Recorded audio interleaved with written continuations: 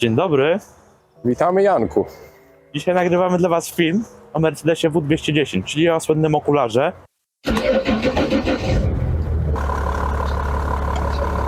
Będziesz polecał. Będę polecał, tak jak tutaj. A jeśli Wy też chcecie polecać, to możecie zajrzeć do naszego sklepu, gdzie takie koszulki, bluzy i różne gadżety możecie kupić. Linki są w opisie filmu. Także zapraszamy do zakupów. Ja się czuję bardzo świetnie, materiały też są bardzo dobrego wykonania. Dobra Są jakość, bardzo tak? ciepłe, Czyli tak, bardzo to jest dobrze wykonane i bardzo ciepłe są te ubrania. Jest dzisiaj temperatura około 4 stopni, a mi jest ciepło. ekskluzywna bluza na tle samochodu też takiego ekskluzywnego raczej widzę, No tak? słuchaj, to był segment klasa wyższa średnia. Znaczy średnia wyższa, przepraszam, odwrotnie rzecz biorąc. A to już jest poważna sprawa. To już jest bardzo poważna sprawa. Ale co, mamy okulara. O okularach wcześniej wspomnieliśmy, produkowany był od 1995 roku do 2002 roku. Wersja, którą teraz Pokażmy, mamy... dlaczego to jest okular. O właśnie. Kontrowersyjnie to wygląda. Wiele osób mówi, że to jest paskudne auto. Mnie jakoś ta kontrowersja mi się podoba. Mnie to kupuje. Kwestia gustu. Nie wiem jak Cię, Mark, kupujecie to, bo mi się podoba ten samochód. Ja mam mieszane uczucia, ale nie jest tak bardzo tragicznie, jak niektórzy uważają. Nie, no jest bardzo fajny, przede wszystkim jest wygodny. I to jest bardzo fajna sprawa. No nie jest to W124 już jednak. No nie jest to W124, bo 124 był jego poprzednikiem tego samochodu. Następcą był W211, który też miał dwa okulary. 124 miał lampę podłużną, o tak. Także też to był inna Ale klasa. stylistyka w W211 była chyba trochę ładniejsza, jednak trochę zmieniona Wiesz bardziej. co, ta bryła była bardziej okrągła. Jeśli chodzi o długość samochodu, jest to bardzo długie auto, ponieważ ma 4,83 metra długości. Co widać. Co widać i słychać i czuć. Bo tak idziesz, kroczysz i końca nie Nie widzisz. mogę dojść nigdzie. Jeśli chodzi o rozstaw osi, to jest 2,83. Także też bardzo to się komfortowo odczuwa podczas jazdy tym samochodem, że ten rozstaw jest jednak długi. To bezpiecznie jest w sumie w zakrętach też i w razie jakichkolwiek sytuacji niebezpiecznych, jakiegoś poślizgu czy czegokolwiek, to bardzo łatwo te auta też wychodzą z poślizgu. Ale jeszcze a propos długości, to ja zauważyłem, że jeśli ktoś nie chce iść na spacer, a chce iść na spacer, to można chodząc wokół samochodu trochę kilometrów zrobić. Myślę, że spokojnie obejdzie się. Ja mam taką akurat, taką sytuację mam, że jak rozmawiam przez telefon, to chodzę. O. I naprawdę nieraz można zatrzymać dużo kroków. Także jak mam ochotę porozmawiać przez telefon, to chodzę wokół okulara i tak to wygląda. No bo te widać, że chodzisz i końca nie widać. Tak. I dojść nie możesz. Dokładnie, no to jest w ogóle jakiś kosmos. Jeśli chodzi o wysokość, 1,43 m. To jesteś trochę wyższy Jestem jednak. trochę wyższy, ja mam niby ponad 1,80 m, także tutaj wiesz. Mi się wydaje, że to wszystko kwestia jest railingów i też tego, że wersje kombi miały tak zwany Nivo, czyli siłowniki zamiast amortyzatorów, które po prostu podczas obciążenia tego bagażnika, załadowania podnosiły to wszystko, żeby to auto w miarę równo stało. Ale skoro jesteśmy w tym miejscu, to chciałem powiedzieć, że też szerokość tego samochodu, jeśli chodzi od koła do koła, to jest 1,79 m. Także całkiem sporo. Położyłbym się, ale jest zimno. No nie, no może nie będziemy ciebie Tak. celowo przeziębiać, Nie ma bo co. kto będzie polecał? Też to właśnie, także tutaj nie można wszystkiego robić naraz na siłę. Co ciekawe, te samochody wychodziły w nadwoziu sedan i kombi. Nie było coupé. Były bardzo podobne coupé, ale to było coupé z C-klasy. Wzięte, ale miało przód okulara. To jest jakaś w ogóle też kontrowersyjna sprawa. Tutaj mamy ewidentnie wersję kombi. No, nie jest to sedan. Jest to właśnie, tak jak mówisz, kombi. Ponadto, co ciekawe, w tych samochodach były albo 5-miejscowe, albo 7-miejscowe. Nawet. Gdzie później pokażemy w bagażniku, jak to wszystko wyglądało, też wszystko wytłumaczę, jak to się wszystko A prezentowało. niby limuzyna, a 7 osób. Niby limuzyna, 7 osób, niby kombi, a też 7 osób. Generalnie auta bardzo komfortowe, też przez wielu brany te taksówki, tak? Wszystko, co się może kojarzyć z okularem, z Mercedesem, z klasą E, to właściwie wszystko szło na taksówkach, można No, powiedzieć. niektórzy mówią bez gwiazdy nie ma jazdy, tu gwiazda jest. Nie ma, gwiazda jest, jaka. Prawdziwa. O, detal.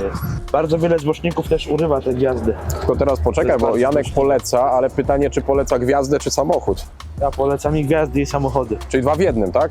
Rozumiem, że gwiazdę w cenie się otrzyma. Tak, No to już jest plus duży. nie zabieramy jej ze sobą. Nie? O, to rzadko się zdarza. Nie, niektórzy śmieją, że to jest celownik i faktycznie jadąc Mercedesem celuje się w te inne samochody, nie? To też jest bardzo fajna sprawa. No spróbujemy to może pokazać podczas jazdy Będę ewentualnie. pokazać na pewno, to pokażemy też jak się tym autem jeździ, bo też jest bardzo fajna sprawa, jeśli chodzi o ten samochód, bo te samochody Jeżdżą. są bardzo komfortowe. Jeżdżą. Jeżdżą.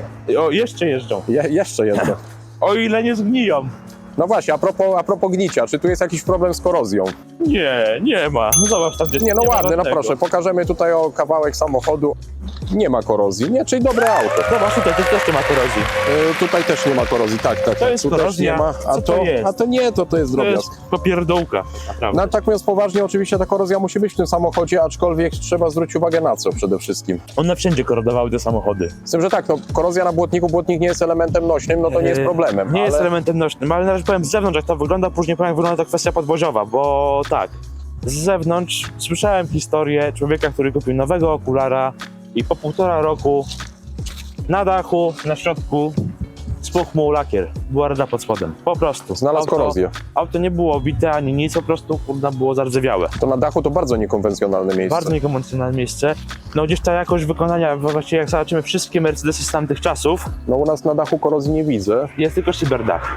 Jest dziura taka wielka, nie wiem czego to jest. Jak to kiedyś tam ujęliśmy w jednym filmie, że nie działa, a cieknie, tak? A Tak, tutaj nie- jest... A tutaj działa i nie cieknie. A, no to są same plusy. Także to jest bardzo fajna sprawa. Czyli jest szansa, że ten dach w czasie upałów otworzymy. Wiesz co, pokażę to dzisiaj, ale generalnie wychodzę z założenia, że dachów w cabrio i szyberdachów się nie otwiera generalnie taką porą jak teraz, czyli przy temperaturach bliskich zera. Bo można nie Bo zamknąć. przede wszystkim można je zatknąć, może coś się uszkodzić. To są tylko elementy, tak? To jest możliwe rzeczy martwych. Na 1000 razy otworzysz, a 1001 raz po prostu się zatrzaśnie i dziękuję. No i właśnie, a wietrzenie nie można zrealizować przy pomocy szyb, No właśnie. Także które to- działają i nie ciekną. Tak, opuszczają się, podnoszą, to jest w ogóle No to w ogóle to niesamowite. jest... W ogóle co ciekawe, a propos szyb, wszystkie Mercedesy W210 miały wszystkie szyby elektryczne w standardzie. O, To jest bardzo ciekawostka, fajna. I to samo pokazuje to, że to była jednak klasa naprawdę ta średnia wyższa, tak? z wyjątkiem korozji. Z wyjątkiem korozji, ale wiesz co, komfort jazdy i bezawaryjność samochodów chyba rekompensuje wszystko, jeśli chodzi o tą korozję. No oczywiście miejsca, w których one korodują, to są główne miejsca. Gdzieś są zaczątki, gdzieś jest jakiś purchelek, ale uwierzcie mi, jak na okulara to źle nie wygląda. No nie, bo to można zaprawki nawet porobić wręcz tutaj. Doły drzwi, wszystkie gniły. Otwórzmy może kawałek tych drzwi, zobaczmy. No tutaj jest kawałeczek. Jest troszkę. Ale tam jest wszystko w miarę. nie ma dobre. tragedii. Nie, to są punktowe rzeczy. Co, przede wszystkim przy oglądaniu samochodów możemy tutaj też te inspekcje. To są akurat inspekcje do otworów do podnoszenia lewarkiem. 3 godziny później. Dobra. One zadziałały tutaj wokół, tu jak widać te dziury. Bardziej może tak od spodu pokażmy, jak to są całe. Tak. Co ciekawe w Mercedesie, nawet jeśli skorodują te dziury wokół, to i tak auto podniesie, bo podciągi do tych dziur są zrobione dużo głębiej. Okej. I to wszystko się trzyma później konstrukcji, całej nośnej konstrukcji tego pojazdu. Czyli kupując ten samochód trzeba wiedzieć, gdzie zaglądać. Trzeba wiedzieć, gdzie zaglądać. Przede wszystkim też tutaj te podszybia potrafią też korodować. Niestety. No u nas w naszym egzemplarzu to jest zdrowe. akurat w miarę zdrowe.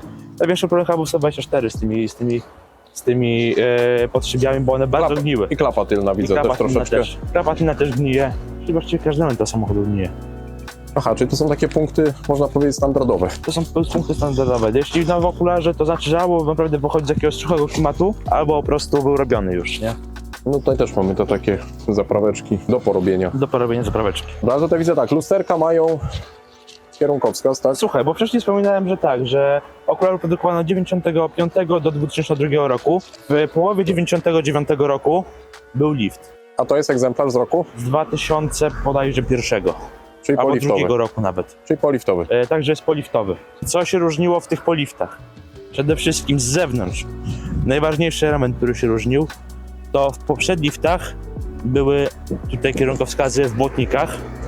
W poliftach już to tak tutaj było ładnie umiejscowione w lusterku. To ta linia pojazdu, ta boczna linia pojazdu znacznie lepiej wygląda z tym kierunkowskazem w lusterku. Ponadto też w poliftowych wersjach były listwy progów, bo tak też to inaczej wszystko było skonstruowane, że te progi były na zewnątrz. I to też tak dziwnie wyglądało. Tu już to wszystko się ładnie zgrywa. Powiem ci, że się zmieniła gama silników. Zaraz do tego przejdziemy do silnika, bo to jest najciekawsza sprawa, jeśli chodzi o silnik, o napęd tego samochodu. Czyli sugeruję, że otworzymy pokrywę. Otworzymy pokrywę maski i oglądamy. A i teleskopy są Tak, oczywiście. teleskopy są. Ponadto można też w bardzo fajny sposób, może pokażę.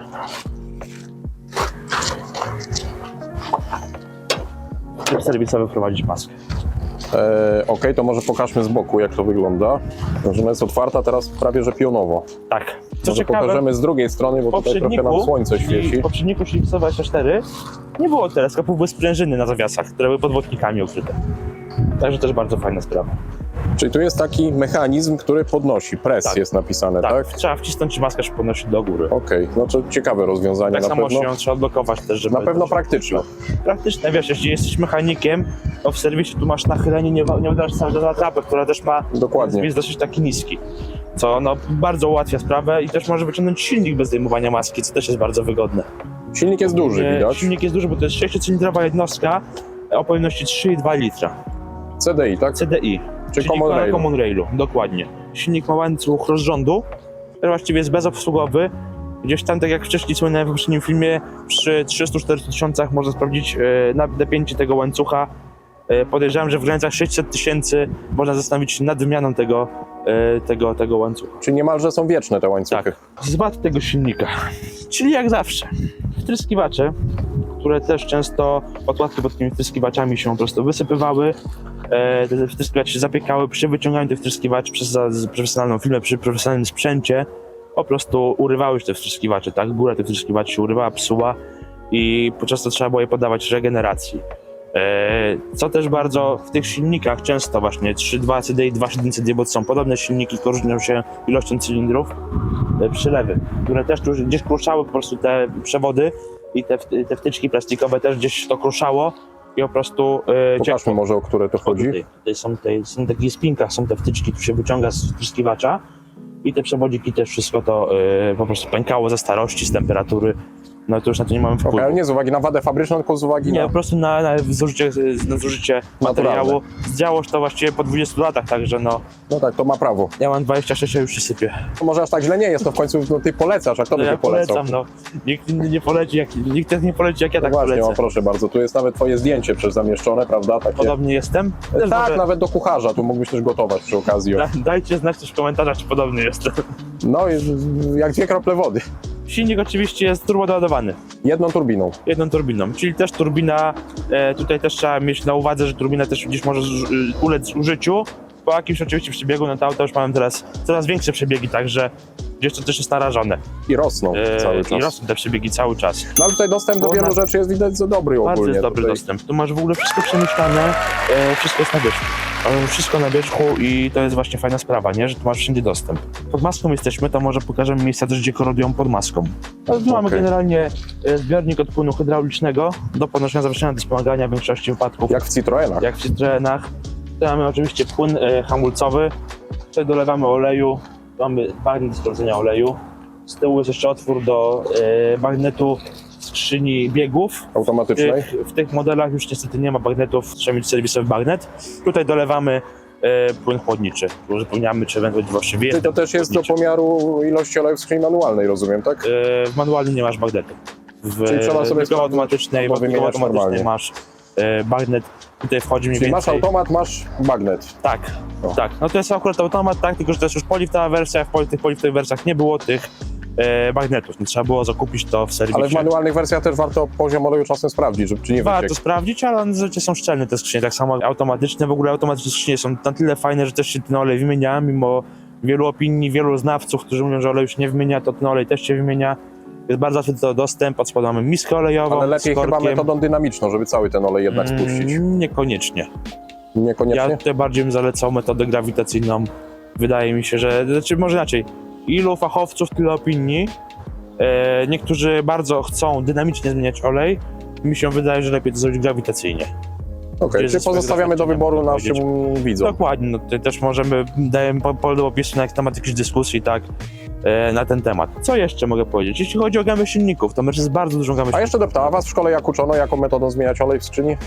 Nas uczono, że w polonezach to się spuszcza olej i tyle, i się A, wlewa. okej, czyli nie poszli do przodu z techniką, tak, Słuchaj, nauczyciele? generalnie ja skończyłem szkołę parę lat temu, a uczyliśmy się, jak osłuchiwać silnik dolnozaworowy. Okej, Rozumiesz? Warszawa, tak? Warszawa, żółk, wszystko. No ale to w sumie też jest kawał historii. Tak, no ale wiesz, no czasy się zmieniły, trzeba iść trochę z tym biegiem czasu, tak? No my się uczyliśmy na polonezach, na lanosach jeszcze, gdzie te I teraz lanosy zawory troszeczkę wyżej montują, tak? teraz już trochę są wyżej. No ale patrz, to w lanosie już miałeś silnik OHC, Polonezie OHV. I nas cały czas na tych polonezach OHV, tak? Gdzie masz ten wałek w bloku, gdzie masz te laski opychacze, gdzie to wszystko i ustawienie luzów zaworowych. No to jest głupota dla mnie, no to trzeba iść z biegiem czasu i się rozbijać, a nie stać w miejscu. Dokładnie. No czyli to jest- kontynuujemy, tak? Co Tak, tu jeszcze no ciekamy ciekawego? silników. Czy jeszcze raz przypomnimy, tu mamy jaki motor? 3.2 CDI. Common Rail, On ma 197 koni. Ten silnik ma 197 koni. czyli trochę jest. Ma 470 Nm, także bardzo dużo. Dobrze ciągnie. Oj, nie, muszę się uspokoić, bo to w złym kierunku idzie wszystko. Jeśli chodzi tak, czyli mamy silnik 3.2, bardzo dobry silnik. I zaczniemy teraz od gamy silników, która tutaj była. Zaczniemy od silników benzynowych.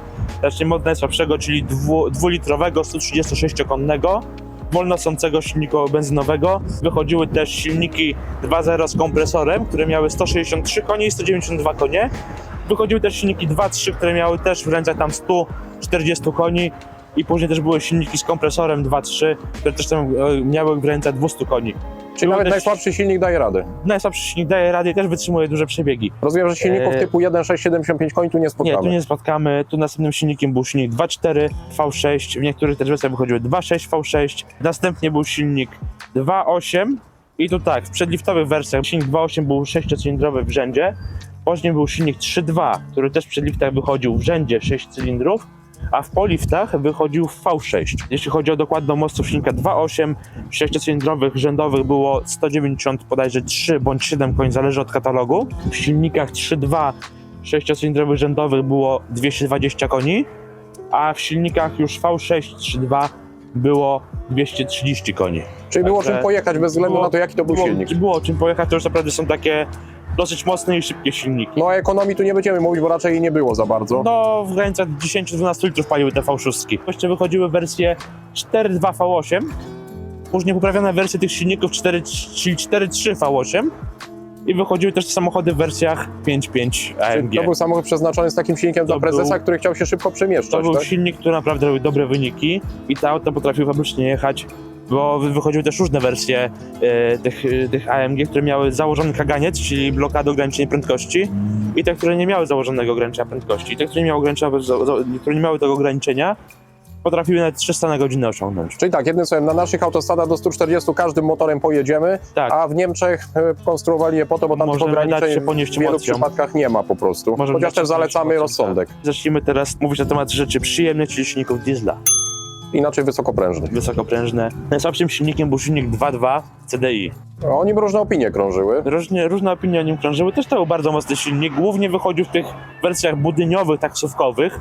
To głównie to brali taksówkarze jako podstawowy silnik właśnie w tych samochodach, ponieważ generował on moc od 136 koni do bodajże 163. Z tego co pamiętam, to też te silniki robiły przebiegi po 1 000 000 km.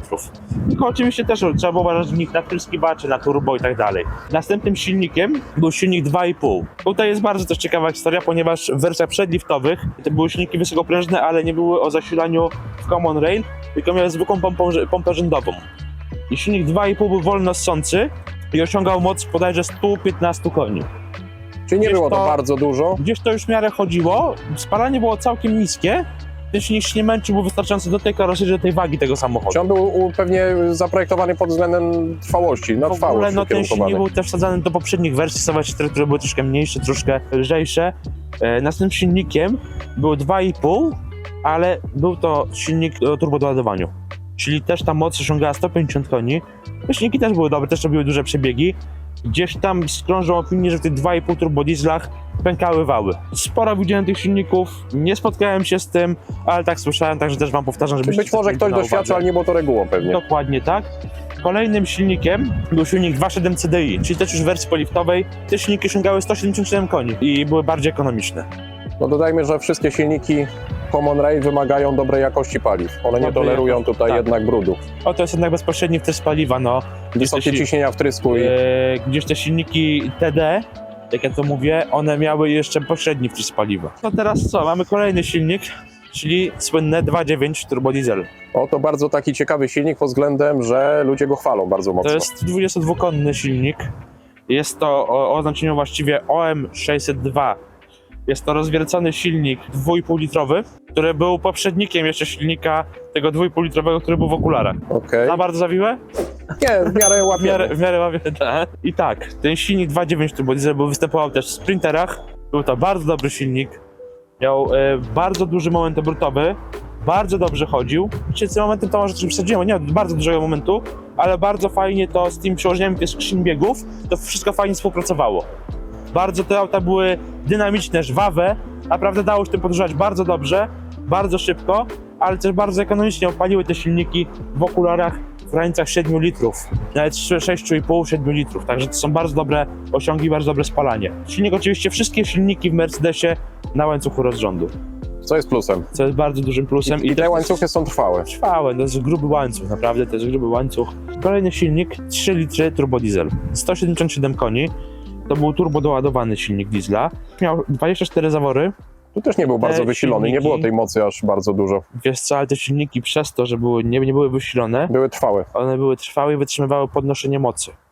Ponieważ te silniki gdzieś tam też w motorsporcie są używane w offroadzie, czy gdzieś nawet jest słynny filmik z beczką, która ma te Czyli silnik pole do wsadzony. popisu dla dobrych tuningowców, tak? Tak, bo zwiększając właściwie tutaj turbinę, można było osiągnąć moce rzędu 400 koni. O, czyli jest pole do popisu. I to silniki to wytrzymywały. Oczywiście ten silnik też miał swoją wersję wolnossącą, która posiadała 136 koni. I też dawała radę tej budzie.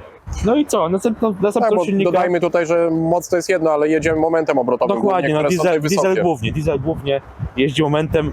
Tam gdzie kończy się diesel, tam zaczyna się benzyna tak naprawdę. Jeśli chodzi o kolejny silnik, to mamy ten silnik 3.2 CDI, który był następcą 3-litrowego turbodiesla. Jeszcze raz go pokażmy. No potężny silnik, tu widać, że to jest jednak dużo. Kawał mera, jak to się mówi. Ale pomimo tego, że jednak jest to jednostka duża, nie widać, że to jest upchane. Tutaj jest miejsce. Jest miejsce, do jest to obsługi, do przemyślane wszystkiego. wszystko. Tak. Wszystko tu jest Tak z przemyślane. głową to. Nawet do kolektorów jest dojście. Tak, mi to bardzo wygodne. Co ciekawe jeszcze, jeśli chodzi o napęd w tych samochodach.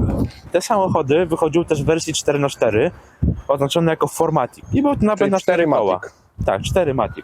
Był to napęd na 4 koła, była skrzynka rozdzielcza, były normalnie półosie. Co ciekawe, bardzo fajnie to rozwiązali, ponieważ te półosie były spuszczone przez amortyzatory. Masz tam mamy amortyzator ze sprężyną razem. To było zrobione tak, że był taki wysięgnik, taki jakby taki widelec i pod spodem szła sobie półoś. Jeszcze a propos amortyzatorów, może wspomnijmy, że w tych samochodach, jeżeli chodzi o korozję, warto zwracać uwagę na pewne mocowania, tak? Tak, to też zaraz to określę, zaraz nam skręcimy koła i pokażemy na przykładzie Na co patrzeć? tego samochodu, gdzie trzeba patrzeć. Czy w tym egzemplarzu jest to wszystko, to o czym powiemy, ok? Szczerze, wiesz co? Zobaczymy, bo nie patrzyłem, nie Okej, przyglądałem dobra, to się nawet, sprawdzimy. ale jak nim jechałem, to było wszystko w miarę w porządku, nic nie waliło. także Nadwozie, tutaj- znaczy koła nie zostały na ulicy, czyli Nie, dojechały. no, znaczy były na ulicy, ale były przy samochodzie. Przyczepione cały czas, Tak. okej, dobrze. No dobra, to w takim razie Zamykamy. zamykamy maskę. Jak się zamyka? Też trzeba coś nacisnąć, czy? Tak. Też trzeba nacisnąć. O, teraz ja się trochę odsunę, żeby... Cóż teraz będziemy czynić? Skręcę koła i pokażemy, jak wygląda. Na co trzeba patrzeć jeszcze przy Mercedesie W210. Okej, czyli jednym słowem będziesz go uruchamiał. Tak. Można powiedzieć, że to będzie cold start. I działa.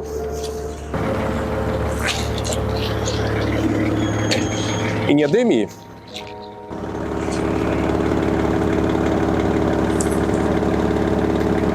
Ciężko nam tu podejść bardzo. Może coś się uda. No dobra, no musimy zaufać Jankowi. Janek twierdzi, że jest ok. Jest ok. Generalnie jeśli widzicie, gdzieś jest spuchnięte tutaj wokół tego kielicha, znaczy, że ta korozja już jest. Jeśli widać, że jest spuchnięte, że to się odrywa w jakiś sposób, że gdzieś tam są dziury, to wtedy trzeba takie auto po prostu odpulić, unikać takiego auta. Naprawić się da w ogóle takie Naprawić coś? się da, Ale koszty pewnie, element ten kosztuje sam w sobie około 100 zł. tylko sam montaż. Sam montaż jest najgorszy, bo tak, to jest element zamocowany w podłużnicy. Także trzeba to wszystko wyciąć. Trzeba naprawić podłużnicę też, która też jest skorodowana, bo to głównie gniły wokół podłużnicy, Co nie jest zalecane. co nie jest zalecane, aczkolwiek no, to nie jest stricte podłużnica, to jest bardziej fartuch tej podłużnicy, takiej tej ćwiartki, tak, można powiedzieć. No to jest, Praca jest zawiła, lepiej sobie praca jest darować. zawiła i może to kosztować kilka tysięcy nawet złotych, czyli przewyższyć wartość Czy samochodu. lepiej znaleźć egzemplarz, który nie ma takich wad? Lepiej znaleźć taki egzemplarz. A bywają takie A wady. bywają takie, bardzo dużo takich egzemplarzy jest, tak? Co ciekawe jeszcze, w tych samochodach trzeba uważać na wahacze przednie. Ponieważ ten wahacz przedni ma taką konstrukcję dziwną, że jest mocowany z przodu na przedniej tulei, na tylnej tulei, idzie tak jakby w trójkąt i ma taki kawałek rurki, do której jest doczepiony stworzeń. I ta rurka na tym mocowaniu po prostu rdzewiała i pękało to wszystko. Czyli ogólnie zawieszenie z przodu, elementy trzeba po prostu przejrzeć. Tak, A jak pilnować, z tyłu? sprawdzać. Czy z tyłu też patrzymy na Z tyłu sprężyny, masz na coś? wielowahacz. Z tyłu masz wielowahacz na wózku. W poprzednikach 124 te mocowania wózków potrafiły korodować. W tych modelach to już zostało poprawione, zostały inaczej zmiany konstrukcyjne wprowadzone jakieś w tych mocowaniach wózków, to nie korodowało. Wózki same w sobie też są mocne. Tak patrzę tutaj na tą listwę ozdobną, tutaj jest wersja wyposażenia Elegance, chyba były w ogóle 3 wersje wyposażenia w Była Mercedesie. wersja Avantgarde była Avantgarde i Elegance jest chyba wersją najwyższą. Avantgarde było takim zalążkiem właściwie sportowego bardziej, był troszkę niższy, ale też był bogato wyposażony wewnątrz, tak? Ale to chodziło o Elegance już wyposażenie było bardziej- wnętrza, czy też... Tu chodzi ogólnie o specyfikację całego samochodu. No i jakość skór pewnie tu jest niezła, bo widzę, że one nie są dziurawe czy poprzecierane. Tak, ma 300 ponad tysięcy przebiegła, widzisz jak to wygląda wszystko. Oczywiście te najbiedniejsze wersje, te podstawowe takie, że tak powiem, te basic, to miały tak, plastiki tutaj, ewentualnie jakąś imitację karbonu. Mówimy o tym drewnie, tak? A tutaj mamy drewno. To są forniry drewniane, Aha. które są po prostu zamalowane jeszcze lakierem bezbarwnym. Ale tu ktoś zniszczył paznokciami, chyba drapał w tym miejscu. Ze stresu. Ze stresu, tak, że tak szybko jedzie, tak? Tak. Tu mamy też półelektryczne fotele. A teraz nie działa, chyba nie będzie działało, ale podnosimy tutaj fotel. Tu jest jeszcze podnoszenie tutaj przodu i tu jest sterowanie oparciem. Okej, czyli trochę tak, trochę tak. Trochę No tak, to w tam sumie jest jeszcze takie- wajchy do przodu. Takie urozmaicenie. A schoweczek? Odnośnie wersji. Duży, mały? Duży dosyć. Dosyć Głęboki duży raczej. jest głęboki, tak, bardziej głęboki, ale tutaj masz też, wiesz, rękawiczki się zmieszczą. Tu kawę można postawić. I tutaj też mamy tą wersję Elegance na gałce, na Tak. uchwycie dziwnej Na zmiany biegu. gałce, tak. I co ciekawe, niektóre te gałki w tych samochodach, czy w C-klasach, czy to właściwie w wersjach bardziej przedliftowych, gdzie ta gałka miała inny kształt, potrafiły po prostu, ta piana w środku, która jest, ta piana, gąbka, nie wiem co tam jest, wypływało, pękało i to wszystko się lepiło do rąk, to skudnie wyglądało. Tutaj tego nie ma. Nie ma tego tutaj i bardzo mnie to cieszy. I tu mamy taki mały panel sterowania. jak Dobra, widzę, może tak? zaczniemy od góry. Zaczniemy od góry, to jest U wersja... góry jest daszek. Tak, to jest daszek. To jest bardzo ważne. Lusterko fotochromatyczne. Masz fotochromy normalnie. Lewe lusterko jest lekko przyciemnione. Niektóre wychodziły z lewym lusterkiem też Czy fotochromatyczne. tu jest sterowanie? Tu jest sterowanie tak, lampkami. Lampka tylna, lampka przednia, lampka do czytania, lampka przy otwartych drzwiach. Włączanie Okej. tego wszystkiego. Tu jest sterowanie szyberdachu, którego teraz nie chcę ruszać, nie chcę go otwierać. Mamy słoneczka, też co ciekawe, niestety plastikowe te zawiasy, które tutaj są, one pękały, niestety. I klapki nie ma I chyba klapki, też. nie ma klapki, gdzie są zdemontowane, A z drugiej strony? z drugiej strony chyba też nie będzie. Tak. Też nie No ma. niestety wada po prostu materiału. Okej. Schodzimy trochę niżej na deskę rozdzielczą. Deska rozdzielcza bardzo fajna jest, ma bardzo taki przyjemny kształt, czujemy się troszkę jak w domu. Ponadto ten tutaj element fornirowy, ten drewniany, też tak bardzo tutaj to ciepło wprowadza trochę do tej kabiny, tak? Tutaj mamy wskaźnik od parastronika. Aha, czyli tak też niekonwencjonalnie trochę. Tak, jest niekonwencjonalnie. Pokaż z tyłu, To tutaj jest w ogóle jeszcze, włącznik też tego parktronika chyba. tutaj jest włącznik w tym miejscu.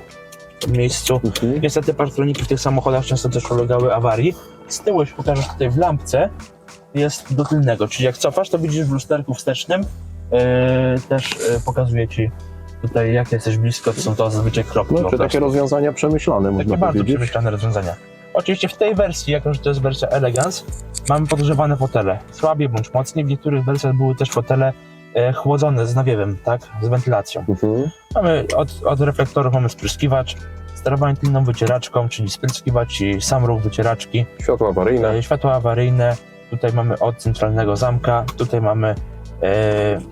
mamy też od sterowania drugiego fotela ogrzewania. Panel klimatronik, bardzo przemyślany, bardzo taki jest fajny i ergonomiczny, od razu wszystko co tutaj dotykamy rzuca się w oczy. Ponadto A może pokażemy. bardzo fajnie, że tutaj zrobili to wszystko piktogramy, tak? Bo widzisz wszystko co jest Czy jak. panel intuicyjny I jest to bardzo intuicyjny panel. Tutaj mamy oczywiście odłączenie auto, no bo to jest dwustronowa aktywacja. Także Najczęściej się używa trybu auto, no bo tak najczęściej się powinno używa, być. tak. No oczywiście sterowanie ciepło, zimno. Tutaj mamy nawiew na przednią szybę. Oczywiście wtedy włącza się klimatyzacja automatycznie. Obieg zamknięty. Obieg widzę. zamknięty. Tutaj jest jeszcze Ochrona przed zderzeniem. ochrona, nie, wiesz co to było, kurczę, wiesz co, powiem ci, że nie pamiętam, że był ten guzik. To napiszcie w komentarzach, do czego służy ten przycisk. guzik. Pokaż, Janku, który. O, ten. Niestety, ale gdzieś mi to wyleciało z głowy. No nie chcemy w błąd prowadzić. Słuchajcie, nie mogę Znaczy, wiedzieć ja bym to wszystkiego, zinterpretował w ten sposób, że nie dojeżdżaj za blisko do ściany, bo będzie kiepsko. bo będziesz Tak, tak. A tak poważnie to prosimy w komentarzach, napiszcie, o co chodzi. Dokładnie, tutaj mamy ogrzewanie tylnej szyby i tutaj prawa strona, ciepło, zimno, też auto. Jeśli chodzi o dolne przyciski, tutaj mamy przycisk od też sterowania klapami nawiewów. I też każda strona może być właśnie regulowana oddzielnie, to jest bardzo fajnie. EC, czyli przycisk, ja to interpretuję jako ekonomii i to wyłączamy klimatyzację, ponieważ Mercedes ma cały czas włączoną klimatyzację, a my klimatyzację wyłączamy. Okay. Oczywiście jest sterowanie nawiewu, żeby było mocniej i przycisk rest. Czyli w tym momencie na postoju, jeśli silnik był nagrzany, to nam jeszcze może być ogrzewany taki postojowy, można powiedzieć. On ma zewnętrzną pompkę obiegu wody, po prostu ogrzewa nam to na postoju. Czyli na zimę dobre. Na zimę bardzo dobre. No i Oczywiście tutaj mamy jakiś duży, radio dwudinowe z nawigacją. można sobie wymienić na inne, jak ktoś Można chce. sobie wymienić na inne, ale bardzo to jest dobre nagłośnienie, bardzo dobre radio. Zazwyczaj w ogóle Mercedes miał tutaj bardzo dobre nagłośnienie, w większości to było nagłośnienie Bose. Też bardzo radio jest intuicyjne. Pozwolę sobie wyłączyć, nie wiem czy nie będzie teraz jakiś afer, że tak powiem, z tymi różnymi... O i teraz ten panel klimatronika możemy pokazać, jak działa. Tak, tutaj wszystko, sterowanie klapami, nawiewy, Tak, słychać, mamy. że działa. od razu się włącza automatycznie. O, teraz już nie ma tego napisu i teraz mamy radio. Ja dosyć ładnie. Tu jest jakaś nawigacja, coś, czy tylko Jest radio? nawigacja, Jest. mapę, nie wiem czy nie mamy kaputy w ogóle mapy, także tutaj. Tu mamy oczywiście sterowanie, nie, no widać, że to jest CD. No Czyli po prostu jak włożymy płytę z mapą, to możemy to korzystać z możemy nawigacji. korzystać, tak. Nie ma żadnych płyt, No bo tak, też była zmieniarka płyt, też to pusta. jest też pusta. Oczywiście FM, AM i telefon. I telewizor. Telewizor, tak, telewizor i telefon. Okej. Jeśli szukamy, to jest bardzo fajna sprawa, weźmiemy na FM, szukamy radio jakiejś radiostacji. Wciskamy gwiazdkę, wpisujemy, załóżmy 965 przykładowo. A już mamy I znalezione. mamy radio, tak. Czyli taki zestaw rozbudowany, ciekawy. Też Wszystko w jednym. mamy sterowanie dwoma przyciskami, tu jest głośniej, tu jest ciszej, tu jest do sterowania też zmiany stacji bądź też płyt. Przejdźmy do stacyjki. Jest to kluczyk typu rybka, który występował w poliftach. W przedliftach był normalny Znaczy kluczyk. taki z taką śmieszną końcóweczką. Tak, ja wyjmę ten kluczyk, jeszcze pokażę, wyłączę tylko tą muzykę. Tu mamy No tak. Na wcisk działa. na wcisk działa i tutaj rybka, no bo ma kształt taki jakby rybki. Wcześniej były kluczyki i były kluczyki zwykłe z grotem i miały jeszcze podczerwień i podczerwienią sterowało się albo w klapkę, albo w klamkę, albo w lusterko, żeby otworzyć, zamknąć samochód. Okej. Wsadzamy, co ciekawe masz też automatyczną stacyjkę, przekręcasz i on sam odpala. O, to jest ciekawa sprawa. Też mamy panele, widzisz tutaj jak wygląda od parzownika. Teraz włączyłem, pojawiło się. I jest. Tego akurat nie widzę, chyba będzie przy wstecznym dopiero. Tak, przy wstecznym. Jest, zaraz to pokażemy. Bieg wsteczny i Tu się widać. przemieścimy. Teraz rzucę parking, zgasło. No jest, okej. No i Fajna tablicę sprawa. wskaźników jeszcze będziemy mieli Tablica tutaj. wskaźników. Parsonik działa. W przedliftach, Mamy informację, że płyn do spryskiwacza jest za mało. no ale to mniejsza większość. Słuchaj, Janek poleca dolać i to jak najbardziej, bo zupełnie wszystkie, i to zimowego. bo teraz już zimno jest. Tak. Bo tutaj mamy wskaźnik temperatury, jest 9 stopni już, patrz jak się szybko zrobiło. Mam wskaźnik temperatury zewnętrznej, Tak. to jest wskaźnik temperatury silnika, temperatury cieczy. Wskaźnik paliwa, no jest smutna bardzo, jeszcze dioda tutaj, która się świeci, lampka Czyli paliwa nie ma. rezerwy. Mamy wskaźnik prędkościomierz, tak? To jest wskaźnik prędkości i Duży obrotomierz. wyświetlacz z różnymi komunikatami. Duży pewnie. wyświetlacz, czyli tak, duży wyświetlacz mamy dlatego, że to jest wersja poliftowa, która też ma multifunkcję w kierownicy, już mogę pokazać kierownicę. Pewnie jakieś sterowanie tempomatem jest w kierownicy, tak? Nie, sterowanie tempomatu masz tutaj. A, w dźwigni, o właśnie. Masz tempomat i limiter prędkości. Okej. Przełączasz, tu masz teraz limiter załączony i ustawiasz sobie prędkość, masz widać na zegarze. Tak, zmieniają się te cyferki Tak, a różne. teraz sobie, jak jedziesz dopiero od 30 na godzinę, zaczyna działać tempomat. Bardzo proste sterowanie, bo de facto włączasz go tylko, tempomat wbierzesz do góry Jak hamujesz, to później wciskasz do siebie i on wraca do prędkości. Okej, Tu no masz i- testowanie prędkości. No i ta kierownica multifunkcyjna jest. Multifunkcyjna kierownica, która jest właśnie w poliftowych wersjach. Przy liftach była zwykła kierownica bez przycisków. Sterowanie oczywiście radiem. Sterowanie tutaj jest też odbierem telefonu. Sterowanie tutaj mamy jeszcze komputerem pokładowym. Możemy sprawdzić też olej, stan oleju na wyłączonym Może silniku. pokażmy. Okej. Mamy przebieg. Mamy jaką prędkość, jaką teraz jedziemy. Teraz jedziemy szybko. Teraz jedziemy bardzo dużą prędkością. Mamy też jeszcze wiele innych zmian drugim systemem przycisków. Czyli tak, after start, jak jest spalanie, no teraz jest spore, bo to jest zaraz po odpaleniu.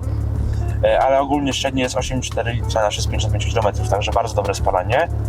I mamy pojemność, ile paliwa jest w tej chwili w zbiorniku, jaki mamy zasięg na tym paliwie. No to jest ciekawa sprawa. Bardzo fajna sprawa. Oczywiście Jaki telefon, zasięg mamy teraz?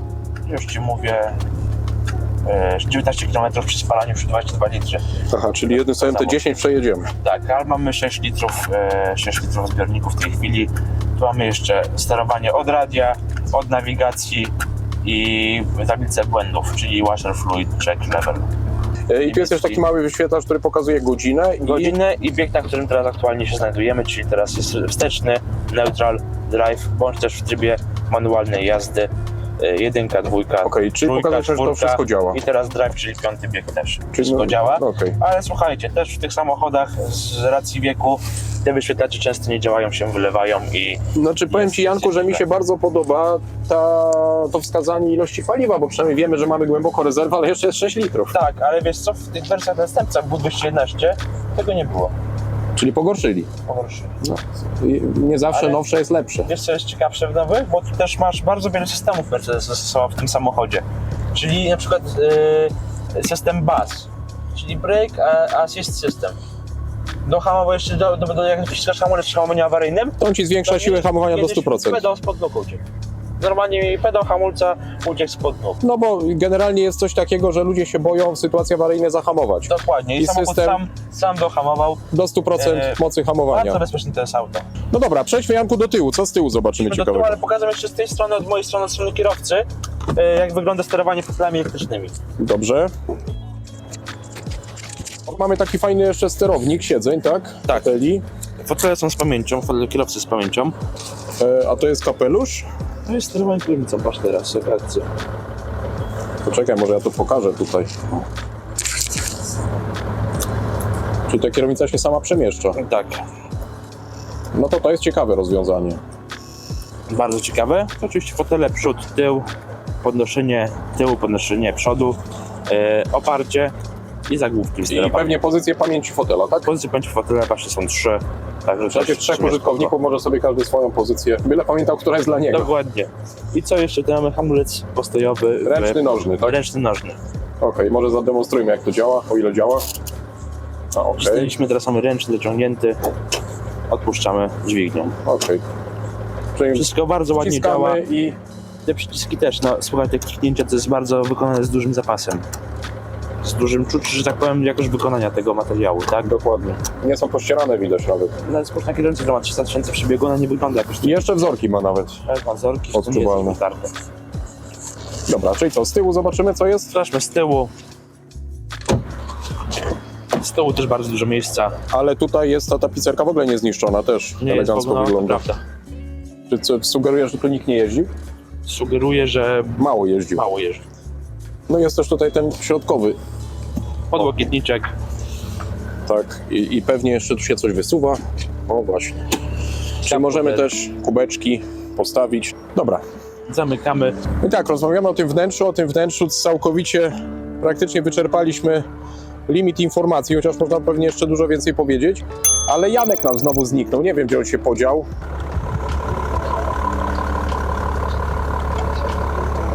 Kawał auta.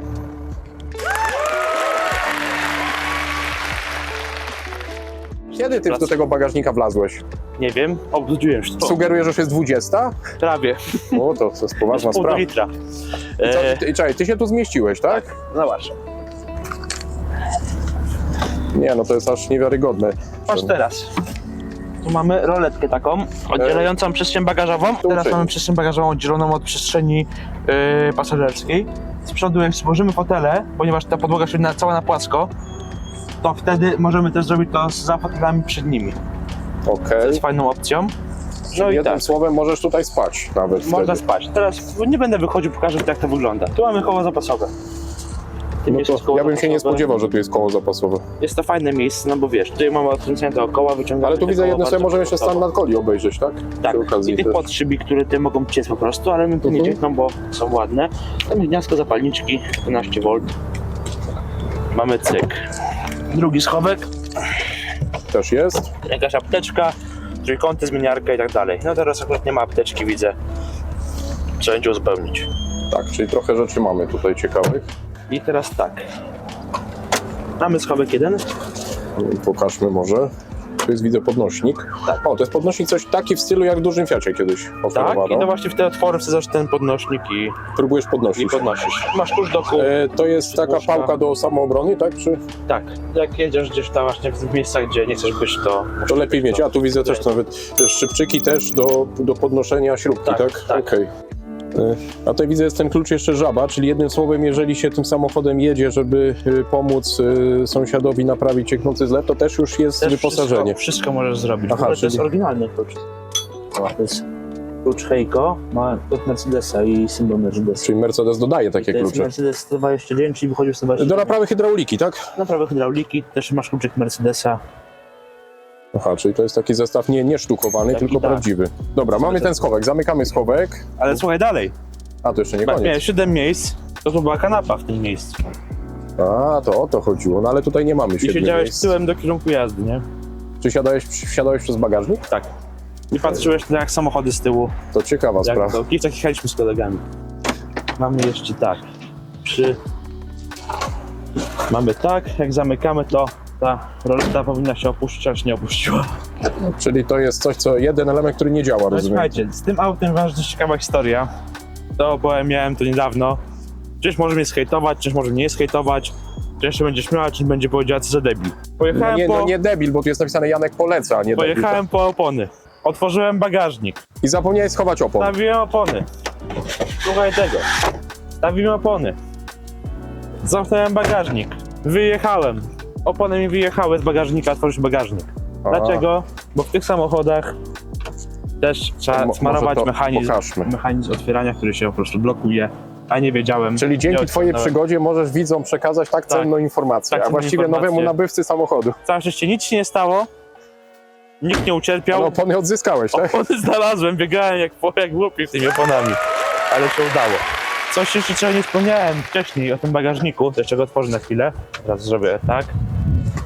W tej chwili mamy 630 litrów, Tego bagażnika. tak. No widać, no jak się zmieściłeś, to jeszcze drugi Janek by tu wszedł. Myślę, że 3 Janków albo na 4, a jak złożymy to z 5 I nawet. wszyscy by polecali? Wszyscy by polecali. Słuchaj, bo jak mamy rozłożone fotele, to wtedy mamy 1920 litrów. Czyli co, jedziemy, tak? Tak, jedziemy. Dobra. Będziemy pokazywać, że samochód jeździ, tak? Tak, tylko czekaj, zapnę pasy. Mamy pasy, mamy światła, rzucamy bieg. Zrobię tak szybko w sumie. Jeszcze co nie powiedziałem wcześniej, mamy tutaj 2 tryby w tej skrzyni biegów. To jest w ogóle 5-biegowa skrzynia biegów, mamy 2 tryby. Sportowy. Winter, standard. No i wrażenia z jazdy. Powiem tak, bardzo przyjemny samochód. Ta kierownica, co ci wspominałem wcześniej, jest lekko odgięta w lewo, także można trzymać łokieć na...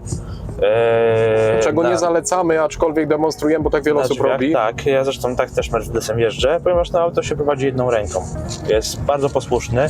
Niektórzy twierdzą, że te... Z tym, że my nie polecamy jedną ręką, ale Janek poleca. Janek poleca. No komfortowe jest zawieszenie. Ja polecam 2 rękami, Janek jedną, to Ale pojadę, żeby nie było później gadania. tak, żeby nie było...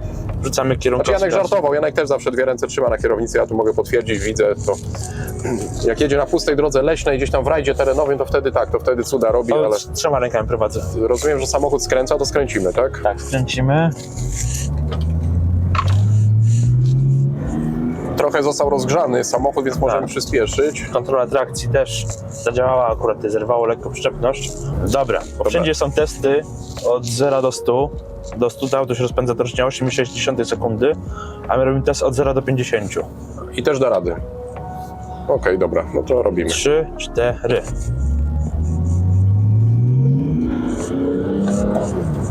Czy przyspieszenie jest dobre, jedziemy sobie płynnie, komfortowo? Zawieszenie jest bardzo komfortowe, ten tył też ładnie wybierają te amortyzatory, także też to bardzo fajnie się to odczuwa podczas jazdy. Ten przód bardzo ładnie też wybiera, to się sprawdza i to daje radę. A jak hamulce oceniasz? Jest ten troszkę auto teraz stało, także gdzieś tam korozja w tarczach, czuć lekkie bicie pod pedałem, ale hamulec jest dosyć mocny. Czyli auto jest pod tym względem sprawne. Jest jak najbardziej sprawny. Czy jakieś uwagi dla potencjalnego użytkownika miałbyś tutaj co do, powiedzmy, ewentualnie jakichś czynności serwisowych, czy ewentualnie jakichś napraw? Przede wszystkim trzeba spojrzeć na napięcie łańcucha, tak? No tutaj ten łańcuch, nie słychać tego łańcucha, żeby coś było nie tak, ale to można by sprawdzić. Można by też zmienić na pewno oleje. Zależy zmienić olej w skrzyni biegów, w silniku oraz wszystkie filtry. No gdzieś taki pakiet startowy, który trzeba zrobić zawsze przy każdym samochodzie. Ale odchodzi nam wymiana rozrządu, czyli jednym słowem koszty nie będą duże. Tym razem Janek zaleca, nie poleca. Takie delikatne stuki z tyłu, co słychać, od czego to może być? Wiesz co? Podejrzewam, że mogą to być Tuleje jakieś? gumki na siłownikach. W sensie gumki na siłownika górne.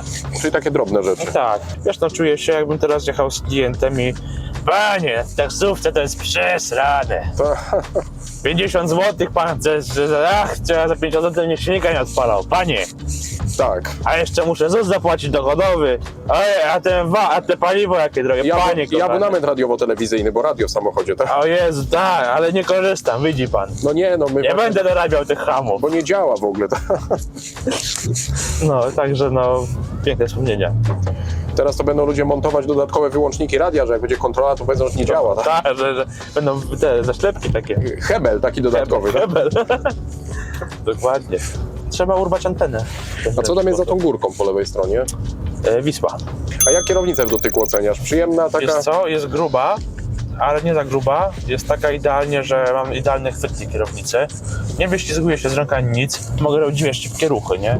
I nie ma z tym problemu. I samochodu nie gubisz. Nie gubię samochodu. Wiesz, na ten układ, mimo że to auto jest długie, duże, ociążałe, tak de facto mogło być tak po tym zawieszeniu. No ale To- tego nie czuć, bo jak tam nacisnąłeś trochę gazu, to on jednak jechał. Jedzie i wiesz, i ten układ kierowniczy też jest całkiem niezły, nie? Też tutaj nie ma żadnych problemów.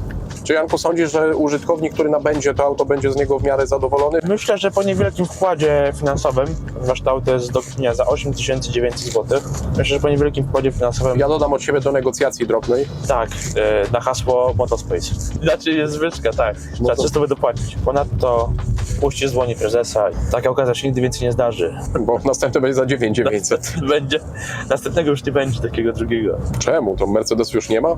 Są, ale gniją. Czyli w takim stanie ciężko trafić? Nie, no mi się wydaje, że mimo tej korozji na błotniku, to nie jest źle. powierzchowna korozja. Tak, to jest naprawdę całkiem nieźle. Najszybciej byłoby chyba błotnik wymienić cały. Tak, można znaleźć w kolorze. To jest akurat najgorszy chyba kolor, jaki może być w gamie Mercedesa 210, no bo widać tą korozję całą. No właśnie, jakby to był kolor jakiś tam rudy czy coś, to wtedy by nie było widać.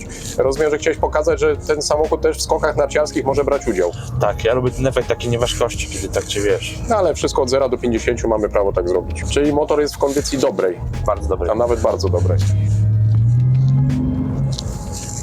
Okej, samochód fajnie przyspiesza. O, teraz demonstrujemy, że działa parktronik. No właśnie, pokażemy tutaj, że to działa. I bajka.